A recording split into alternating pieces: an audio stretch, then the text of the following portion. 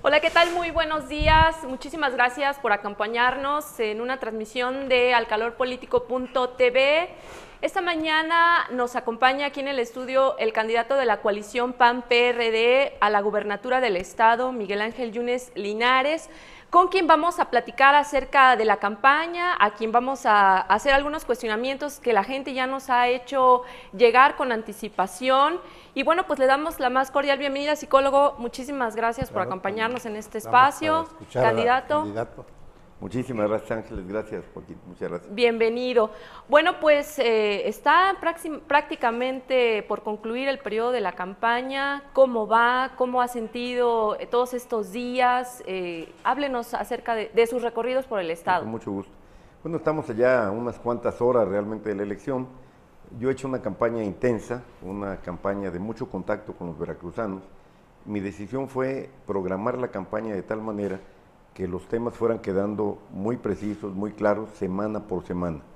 Inicié mi campaña en Coatzacoalcos, planteando algo que hoy Duarte me da la razón, planteando que era indispensable la intervención de la Gendarmería Nacional para resolver el problema de seguridad pública, la urgencia que hay en materia de seguridad en Veracruz. Inicié exactamente el 3 de abril, toda esa semana la dedicamos a hablar de la seguridad pública, a hacer propuestas. La siguiente semana hablamos de educación aquí en Jalapa, la siguiente semana el tema fue salud, la siguiente semana fue desarrollo económico y empleo. Posteriormente desarrollamos un tema que es muy importante, que tiene que ver con agroindustria, fundamentalmente azucarera, que es la más importante de todas realmente.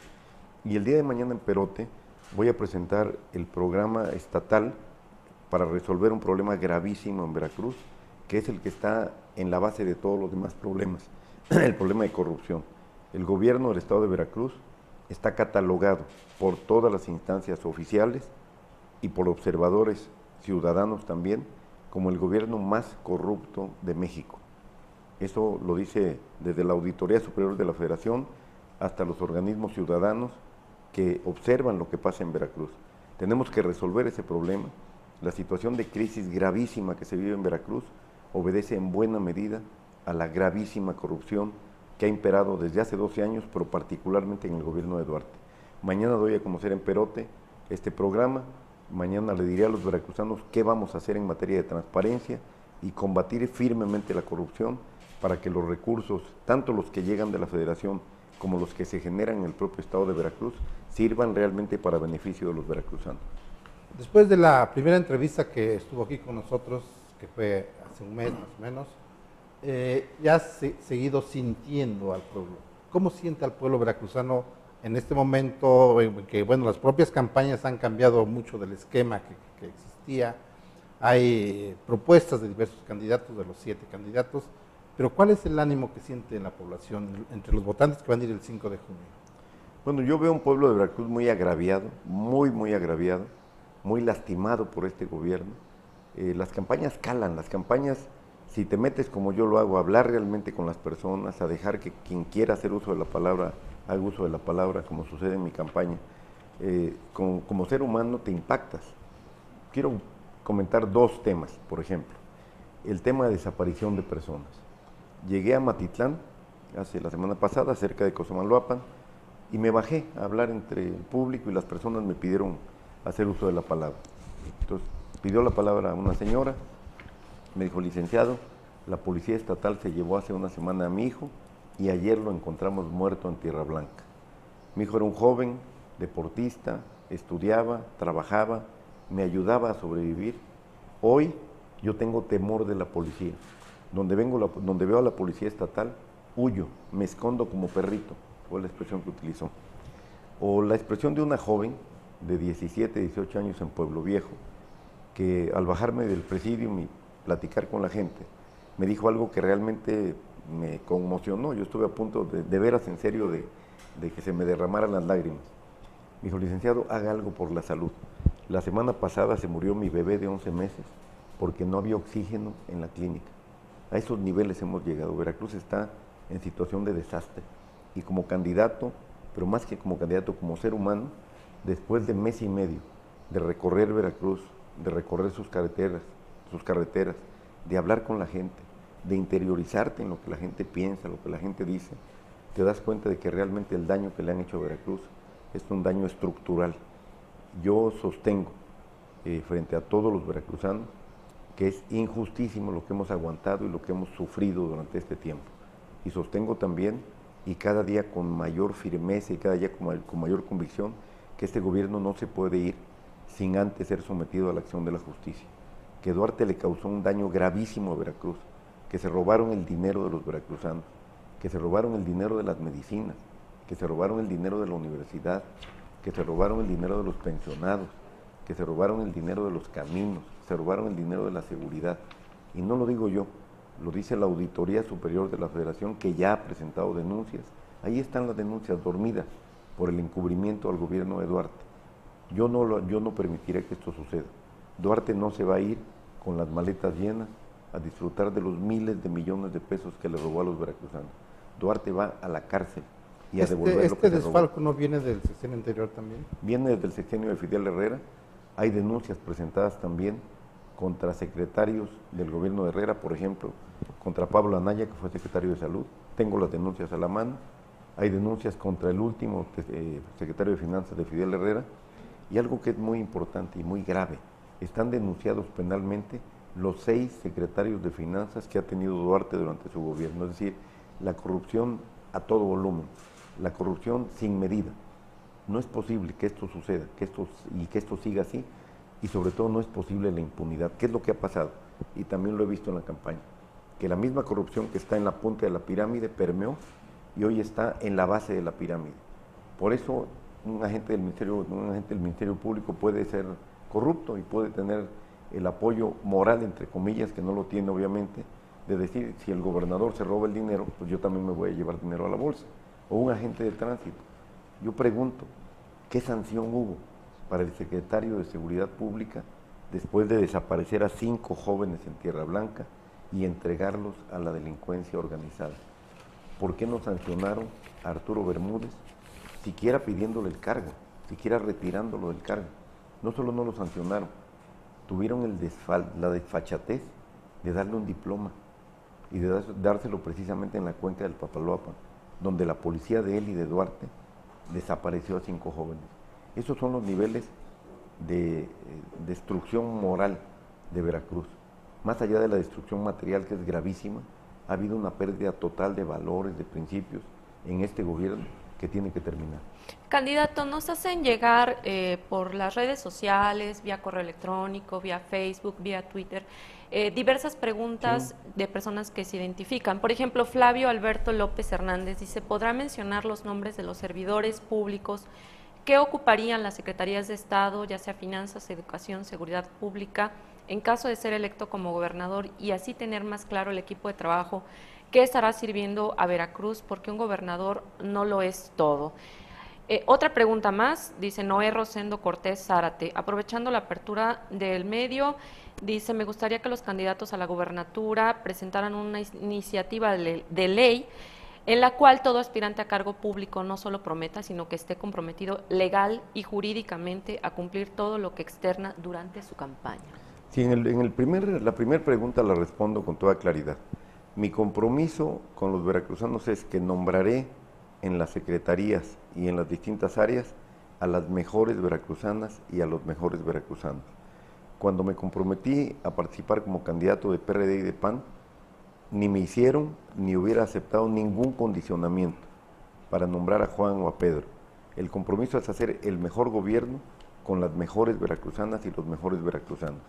Lo único que sí tengo es definido un perfil, el del secretario de Seguridad Pública. Para secretario de Seguridad Pública voy a pedirle al secretario de la Defensa que me sugiera 2, 3, 4 nombres, de entre los cuales yo pueda seleccionar al que considere mejor, de tal forma que podamos coordinar muy bien la tarea del Ejército, de la Marina, de la Policía Federal, con la tarea de una policía estatal nueva que vamos a fundar y las policías municipales, las que existen y las que vamos a restablecer. Eso es muy importante. Segundo, la pregunta que tiene que ver mucho con la demagogia priista. El PRI ofrece todo y, por ejemplo, Duarte hace 6 años ofreció que construiría la autopista Tuxpan-Tampico, no la construyó, pusieron nada más la primera piedra. Que construiría la autopista Jalapa-Córdoba, fueron, dieron el banderazo, no la construyó. Que construiría la autopista a los Tuxtlas, no la construyó. Que crearía 100,000 empleos mensuales y estamos perdiendo 1,000 empleos mensuales. Que actuaría con honradez y ha sido un ladrón y todo Veracruz lo sabe. Por eso la gente dice, no les creemos, fírmenlo o pónganlo en una ley. Si vemos hoy al candidato del PRI, pues es lo mismo, es exactamente lo mismo, ofrece 90 y tantos mil empleos, 400,000 créditos a mujeres, puras mentiras, cosas que no se pueden realizar. Por eso lo que yo he propuesto en campaña son cosas concretas, cosas factibles, cosas aterrizables.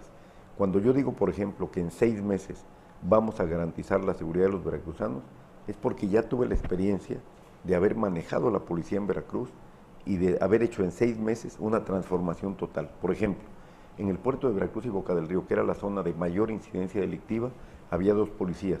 Creamos una sola en 6 meses y esa policía abatió la delincuencia en 47% en 6 meses. Y así lo hicimos durante el periodo en que fui secretario de gobierno y que no había secretario de Seguridad Pública, que yo era el secretario de Seguridad Pública también. Después, cuando fui subsecretario federal de Seguridad con el presidente Fox, que tuve a mi cargo los penales federales, que por cierto no se fugó el Chapo Guzmán cuando yo era subsecretario, se había fugado 4 años antes. Cuando fui subsecretario, cambié a todo el personal de todos los centros de máxima seguridad y logramos plena seguridad en los centros de máxima seguridad. Nunca tuve una fuga, nunca tuve un desorden. Entonces soy un hombre de experiencia y yo sé que me puedo comprometer a eso y me comprometo a eso. Cuando hablan de crear cientos de miles de empleos, yo no lo hago, simplemente porque sí vamos a generar condiciones para crear empleos, sí vamos a generar condiciones para que vengan más turistas y el turismo sea el impulso del desarrollo económico de Veracruz, pero nadie puede saber, y eso es una mentira, exactamente cuántos empleos se van a crear. Eso depende de las condiciones que generes, de cómo esté la economía, del precio del petróleo, depende de muchas cosas, de cómo apliques los recursos. Evidentemente vamos a generar condiciones y habrá más empleo, pero decir vamos a generar 92,000 empleos es una mentira, y es una mentira, y yo entiendo que las personas quieran una ley donde se comprometan los candidatos. Yo estaría dispuesto, yo no tengo ningún problema. Es muy complicado. Es muy complicado, O sea, por hacer eso, un plan de gobierno, exacto. pero lo que no es complicado es actuar con honestidad Eso sí. y decirle a las personas lo que realmente se puede hacer. Claro. Ok. También nos pregunta Alberto Vargas vía correo electrónico.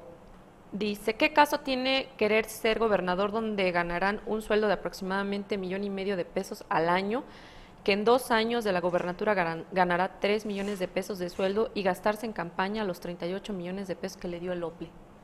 A ver, a nosotros el OPLE no nos ha dado nada. El OPLE lo que señala son topes de campaña. Creo que ahí hay una confusión. El OPLE le da a los partidos un subsidio mensual a todos por igual, pero las campañas las tenemos que pagar los candidatos.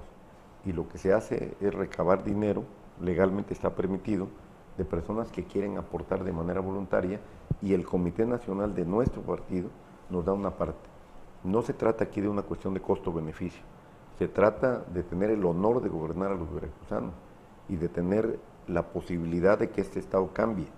Nosotros no podemos seguir en la ruta en la que vamos. Veracruz está en una situación de desastre, y si este desastre continúa, va a llegar el momento en que tengamos realmente que dictar medidas de emergencia.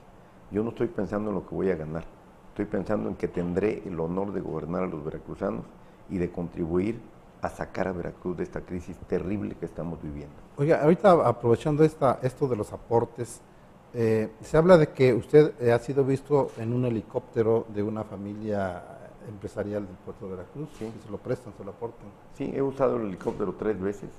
Ayer lo usé para volar de Veracruz a Coatepec, lo usé para volar a Cosamaloapan el 10 de mayo y lo usé en alguna otra ocasión 3 veces. Son aportaciones de particulares a la campaña, así se declaran ante el OPLE, están permitidas por la ley. 3 veces he usado helicóptero. Ayer, por ejemplo, por una situación de emergencia, porque debido a las condiciones del tiempo no podíamos llegar a tiempo a Izhuacán y era necesario llegar cuando menos a Coatepec y de ahí ir en carretera. Pero toda mi gira, absolutamente toda, la he hecho en mi camioneta. 3 veces he usado helicóptero. La vez pasada, el 10 de mayo, porque vino Gustavo Madero a Cosamaloapan a acompañarme, y Madero tenía que regresar rápido a Veracruz, nada más iba a un evento. Oiga, preguntan también Martín Suárez vía Facebook, ¿qué propuesta tiene en materia cultural? A ver, en materia cultural me reuní ya en Jalapa, antes de iniciar la campaña, con los artistas, con los creadores de cultura más importantes en el Estado, digo, no de los más importantes, pero sí gente muy conocida, y hablamos del tema de cultura. El tema de cultura habitualmente se relega de los programas de gobierno, y es un tema sustantivo, es un tema fundamental. Yo recuerdo mis épocas de estudiante en Jalapa, la oferta cultural era extraordinaria. Estaba desde la Orquesta Sinfónica de Jalapa, estaba Orbis Tertius de jazz, había grupos de teatro, había teatro callejero, había obviamente música folclórica, tlenhuicani, había una oferta cultural, ballet, había ballet de todo tipo, folclórico, clásico. Recuerdo muy bien a Roberto Bravo Garzón, que era un impulsor extraordinario de la cultura, y después cuando fui funcionario del gobierno del Estado, me tocó participar como secretario de gobierno con un gobernador culto, con Chirinos. Chirinos era un impulsor, realmente un conocedor de los temas culturales, un gobernador muy culto. Yo voy a darle prioridad a la cultura, porque estoy cierto de que Veracruz en primer lugar tiene una riqueza cultural enorme, extraordinaria, variada, diversa, tiene una historia sin igual, tiene una historia la más importante del país. Aquí nació, por aquí entró la hispanidad a México. Por cierto, se va a celebrar el 500 aniversario de la fundación del puerto de Veracruz, y vamos a trabajar con los creadores. Lo que mata a la cultura es la burocracia. Hay que dejar la promoción cultural en manos de los artistas, en manos de los creadores, y eso fue lo que conviene con ellos. En mi gobierno habrá impulso a los creadores, y desde hoy, desde el momento en que estoy en campaña, ya lo estoy haciendo. No voy a dar el nombre, pero hay una soprano jalapeña que ha sido laureada, ha sido premiada en muchos lugares, y a la que el gobierno le ha negado la posibilidad de irse ahorita a Italia a participar en un evento, en un concurso. Yo con muchísimo gusto y convencido de que hay que hacerlo, aporté de mis recursos personales lo necesario para que se vaya. Yo espero que triunfe, y será un gran honor que ella triunfe, y obviamente nadie sabrá que yo lo hice. Y quiero poner un ejemplo de cómo la promoción de la cultura es importante y se puede lograr. El ejemplo de Boca del Río. En Boca del Río crearon la Filarmónica de Boca del Río, una filarmónica que ha tenido un gran éxito, pero no es solamente los conciertos de la Filarmónica, sino que los músicos de la Filarmónica dan clases 5 días a la semana durante 3 horas a 300 niños de colonias populares de Veracruz.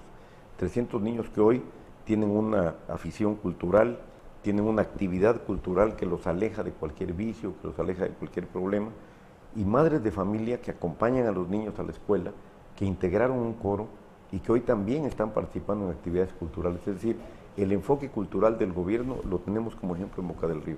El mío será un gobierno que impulse la cultura. A mí me gusta el arte, me encanta la música, me encanta leer, me encanta la pintura, la arquitectura, la escultura, el teatro, el ballet, y bueno, no porque a mí me guste, sino porque a los veracruzanos nos gusta. Lo haré con muchísimo gusto. Claro, oiga, ahorita los aportes que da, y me llama la atención porque se tiene la imagen de que es un hombre rico, que compra, bueno, aparte de los negocios de su hijo ya mencionado, ¿no?, en Panama Papers, las compras de departamentos, de casa en Nueva York, aquí mismo su casa en el Estero, de Antón Lizardo, se tiene la imagen de un hombre rico. A ver, si les parece, empezamos por Panama Papers. En ningún lado se dice que mi hijo tenga ningún negocio. Lo que se dice ahí es que mi hijo, y él mismo salió a declararlo, se entrevistó con un despacho en la Ciudad de México, no en Panamá, para crear un fideicomiso, cosa que no está prohibida por la ley, un fideicomiso que al final no se creó. ¿Por qué mi hijo iba a crear un fideicomiso? Porque había decidido irse a vivir a España. Él está casado con una señora de origen español y habían decidido hace 5 o 6 años irse a España, y la vía para que él pudiera manejar sus negocios en España era un fideicomiso, pero él jamás fue a Panamá ni tuvo que ver con Panama Papers. Y al final, y así se dice, Panama Papers no existió, no hubo ningún fideicomiso. Segundo, compra de un departamento en Nueva York, totalmente desmentido por mi hijo.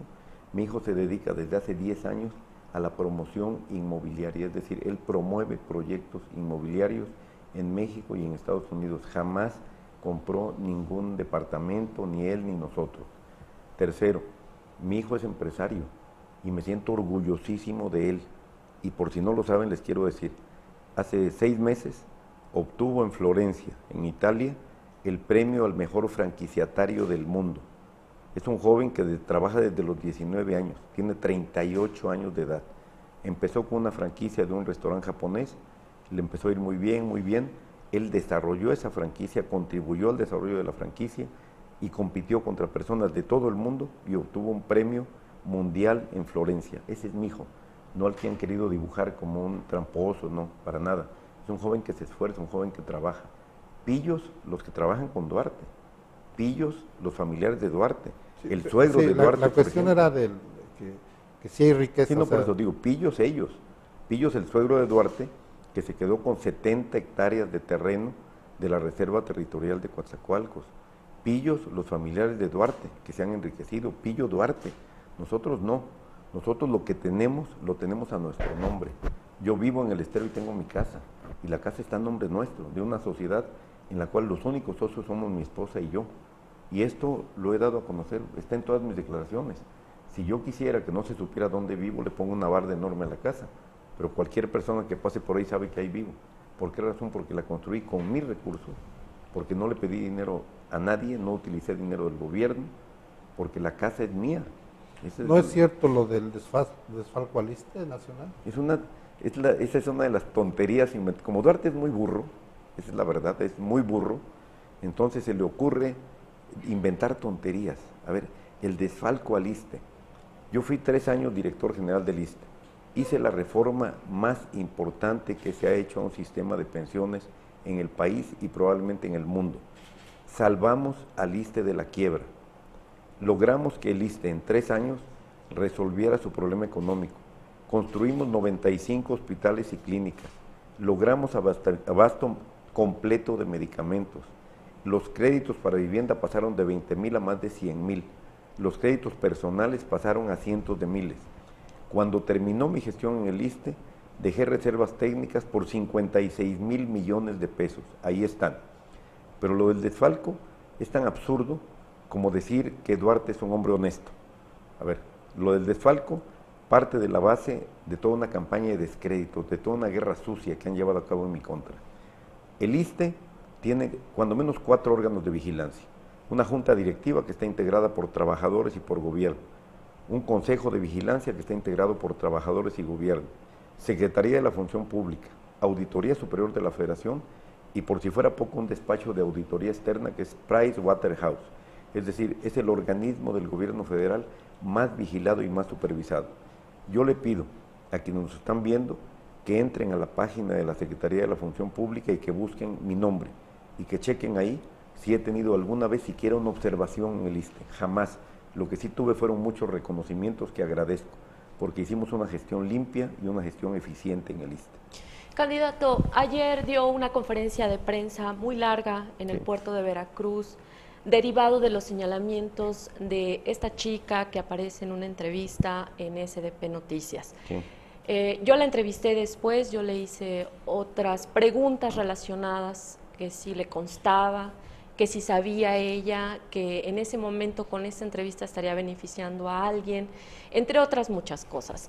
Yo sí le quiero preguntar, ayer usted en esa conferencia de prensa dijo que, bueno, va a proceder legalmente contra algunas personas, no contra ella, no contra su primo Héctor, pero dijo que usted sabía por qué la chica lo había hecho, pero no abundó más. ¿Por qué dice que sabe que lo hizo? ¿Por qué lo hizo? No, mire, no voy a abundar, porque en todo caso la responsabilidad no es de esta joven.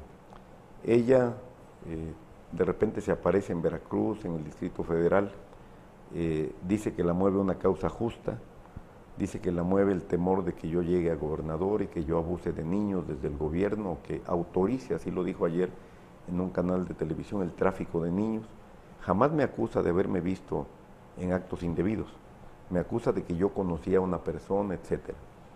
Y llama la atención el hecho de que en forma tan espontánea alguien haya venido desde Cancún, se haya presentado con ustedes. Seguramente Silva les pidió que la entrevistaran. Digo, aquí No, hablamos claro. No, a mí Bueno, tampoco.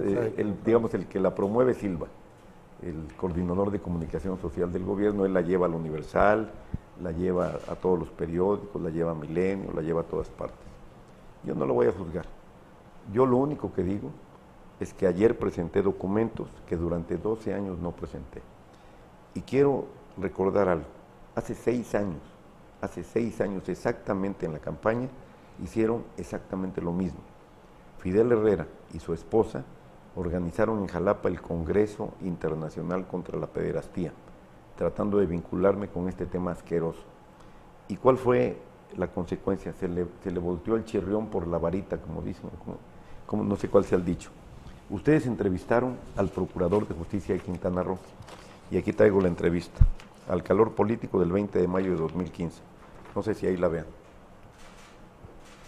Aquí en esta entrevista, lo que el Procurador de Justicia de Quintana Roo dice concretamente, claramente, ahí se ve. Dice, niega Procurador de Justicia que se le investigue a Yunes Linares por el delito de pederastía. Ustedes lo publicaron. Ustedes saben desde hace 6 años que esto es una mentira. Cuando entrevistaron a la joven, creo que lo correcto hubiera sido decirle, oye, pero hace 6 años dijeron que esto era mentira.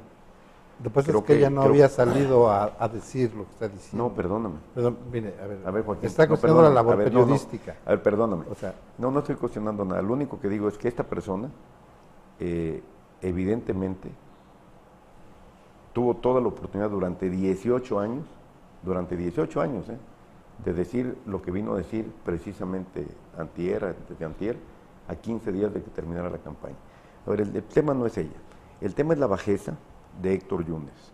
El tema es cómo Héctor Yunes llegó tan bajo, cruzó los límites de cualquier norma ética, cómo Héctor Yunes escupió el apellido Yunes, cómo Héctor Yunes se atrevió a llamarme asesino, pederasta, violador. La única razón que lo mueve es su ambición de dinero y de poder. Hasta hace unos meses, la relación con Héctor era extraordinaria, y yo ayer lo acredité. La relación con su hija Andrea, que de todos sus hijos es la más cercana a mí, la relación con Andrea era una relación cercana, afectuosa. Eventualmente corríamos en el bulevar, como ella misma lo dice en los mensajes que ayer leí. Me mandaba mensajitos, me mandaba fotos de sus sobrinas, una relación muy cariñosa, como la tengo con casi todos mis sobrinos. Y de repente Héctor se da cuenta de que yo soy el peor individuo en el mundo. Yo me pregunto, ¿y por qué Héctor permitió que yo tuviera esa relación con su hija? Esa relación de cariño, de tío. Esa relación si sabía que yo era un monstruo. No, ahí la única razón se llama ambición de poder y dinero. Héctor le vendió su dignidad a Duarte. Héctor le vendió su conciencia a Duarte. Y el compromiso con Duarte, y hoy se va a dar a conocer un video muy importante, el compromiso con Duarte fue encubrirlo.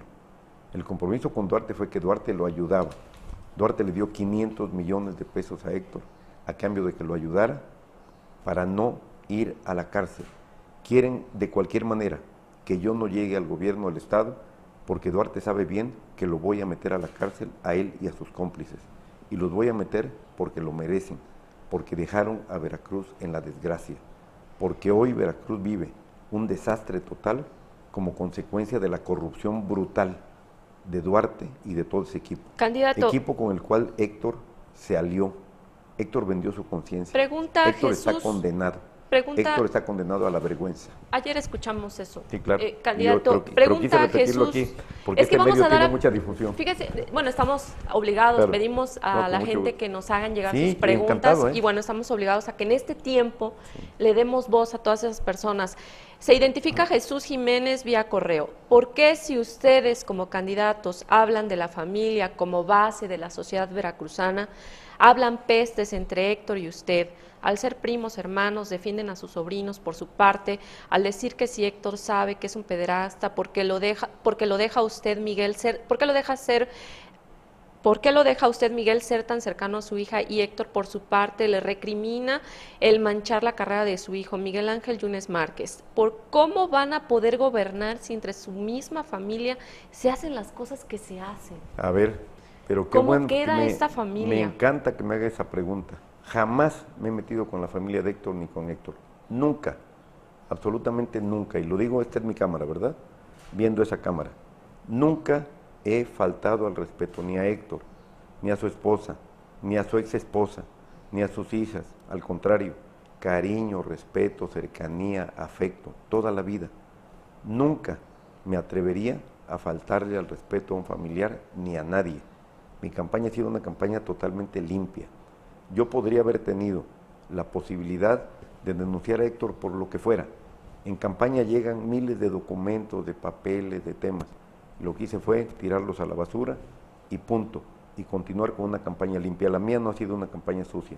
Ayer tuve que salir a defenderme y me defendí con valor, con dignidad, con gallardía, con hombría y con documentos, pero en ningún momento el día de ayer agredí a Héctor.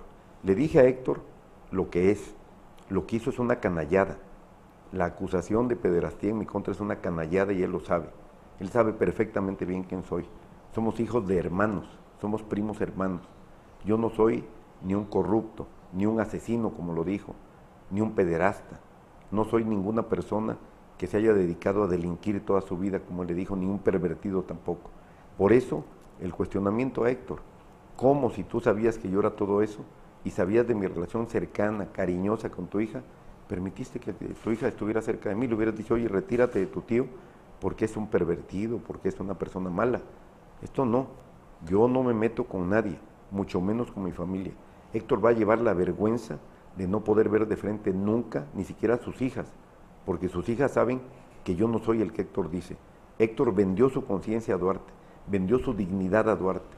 Héctor se puso al servicio del peor ladrón que ha dado Veracruz. Señor candidato, en cuanto a las acusaciones, ya son viejas, de cuando fue secretario de gobierno, de los asesinatos de campesinos en Izhuatlán de Madero.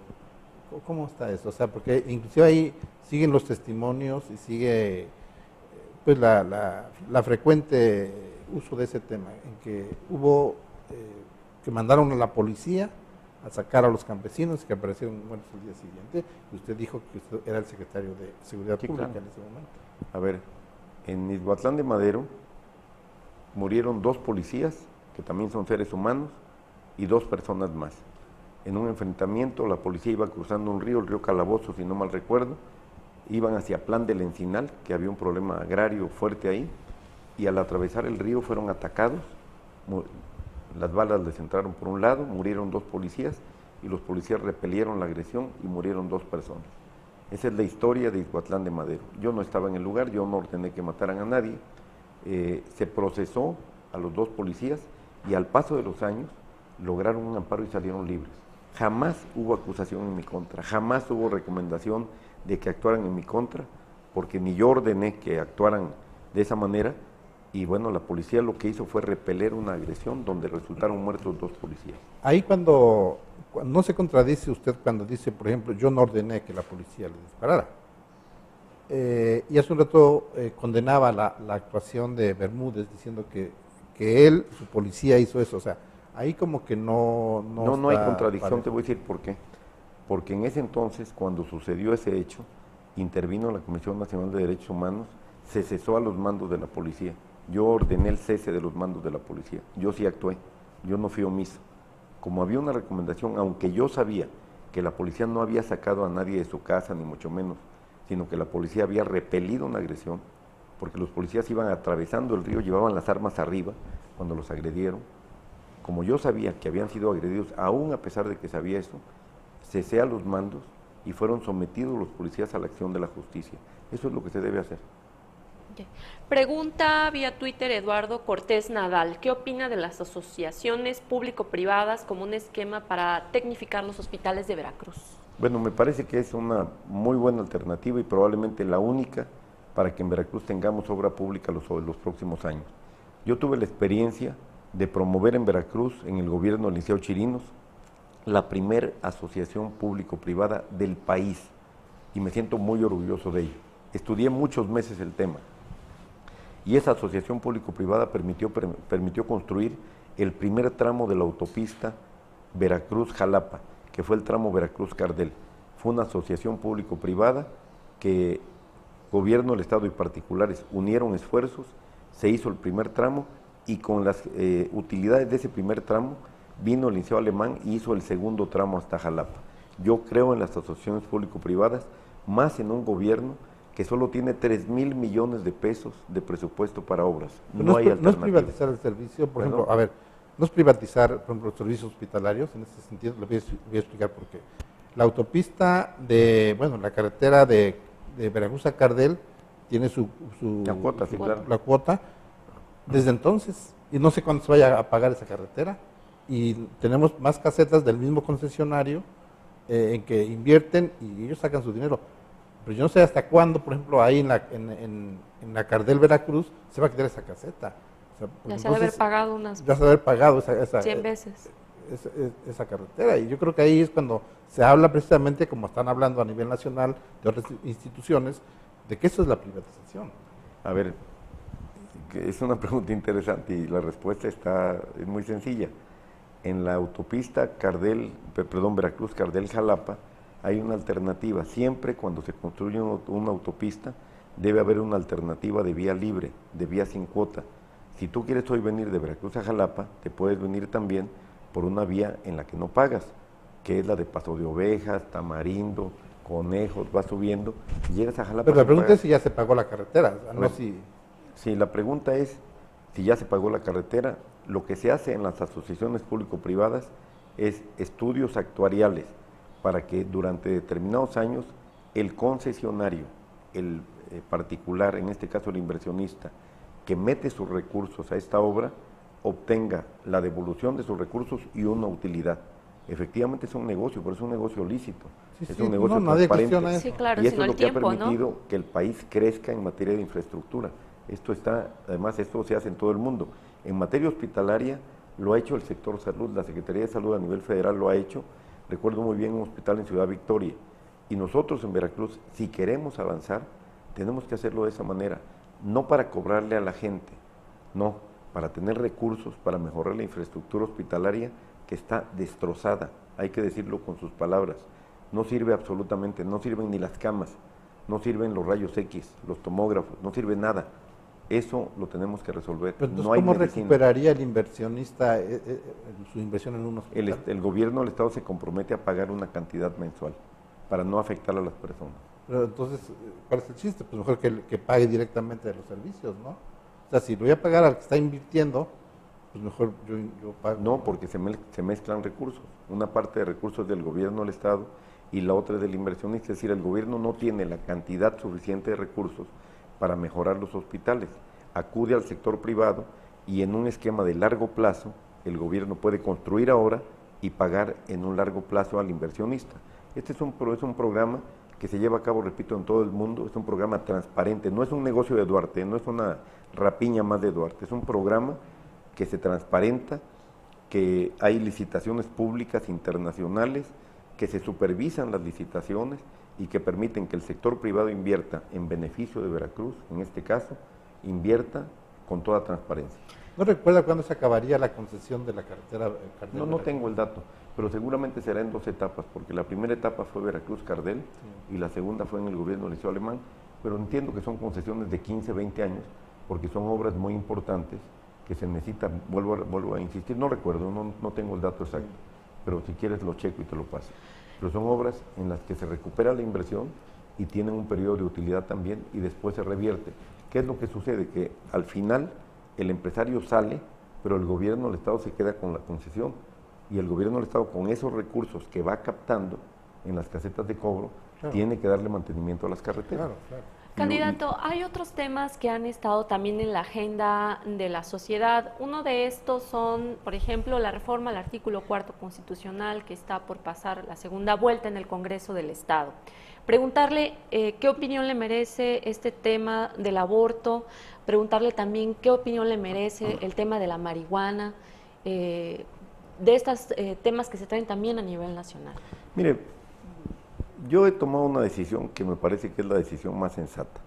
Al pueblo de Veracruz lo que le interesa hoy es tener seguridad, es tener empleo, es tener servicios de salud adecuados, es que la Universidad Veracruzana resuelva su problema, que le paguen a la Universidad Veracruzana lo que le tienen que pagar, que resuelva también un problema gravísimo que tenemos de infraestructura hospitalaria, que resuelva el problema gravísimo que tenemos de delincuencia apoderada de Veracruz.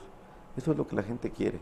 Si yo me meto a debatir sobre la marihuana, sobre el aborto, etcétera, pero es que ha sido muy importante porque, bueno, es un movimiento que la Iglesia Católica encabeza, a ver, ¿no? Nadie me lo ha planteado, ningún veracruzano en los lugares donde yo he estado me ha planteado este tema. Yo estoy por la vida, por la protección a la vida. Si esa es la respuesta lo que me preguntaba. El debate sí es desde el momento de la concepción. En lo que no estoy de acuerdo es en el oportunismo político. Duarte presentó la iniciativa para tratar de quedar bien con la Iglesia, no por convicción. Hoy lo que hicieron fue ya retrasar la aprobación hasta después del periodo de sesiones, también con una visión política. Los obispos tienen razón en estar molestos con Duarte, porque él presentó la iniciativa y les ofreció que se aprobaría en este periodo de sesiones y no se va a aprobar. ¿Usted estaría a favor de ese proyecto? Yo estoy a favor del derecho a la vida. El sí a la vida el sí a la vida desde la concepción. Desde la concepción. Candidato, pues estamos casi a punto de terminar este espacio y bueno, usted también por terminar su periodo de campaña, ya nos dijo que mañana va a presentar en Perote esta propuesta. ¿Qué más sigue para estos próximos días, estas próximas horas que usted menciona? Y vamos a presentar una propuesta importante también para el campo veracruzano, una propuesta muy seria donde damos prioridad evidentemente a las actividades más importantes, agroindustria azucarera, citricultura, café, ganadería, pequeños productores de maíz, frijol, y vamos a enfatizar en el tema de seguridad y de empleo. No es posible que sigamos, hay que decirlo, hay que señalarlo. Veracruz vive una ola de violencia. Vengo de estar en Coatzacoalcos hace 3 o 4 días, la gente está aterrorizada. Todos los días secuestran a una persona en Coatzacoalcos. Yo voy a seguir insistiendo en que el gobierno del Estado deje de tener el control de la policía. Lo haré en estos días de campaña y lo haré obviamente como gobernador electo a partir del día 5 por la noche, porque no puede ser que continúe esta ola de violencia y que Duarte simplemente se lave las manos. Esto lo tenemos que resolver de inmediato. Voy a enfatizar en eso los últimos días de campaña, voy a enfatizar en el tema de empleo, me estoy reuniendo ya con empresarios que van a hacer anuncios muy concretos una vez que ganemos la elección, que van a decir voy a invertir en Veracruz tantos miles de millones de pesos y que van a ayudarnos a generar muchos empleos para los jóvenes, para las personas que están en busca de empleo en este momento, para las mujeres. Hay muchísimas mujeres en Veracruz que quieren trabajar, pero yo no les voy a ofrecer mentiras, les voy a ofrecer realidades.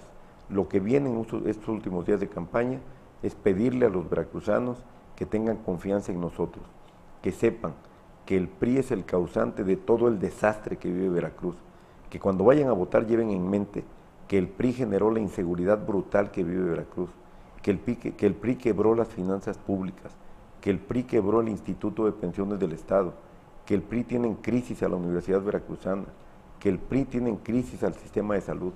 Pedirle a los veracruzanos que lo tengan muy presente y que tengan presente que la única fuerza política que puede sacar a PRI de Palacio de Gobierno somos PAN y PRD.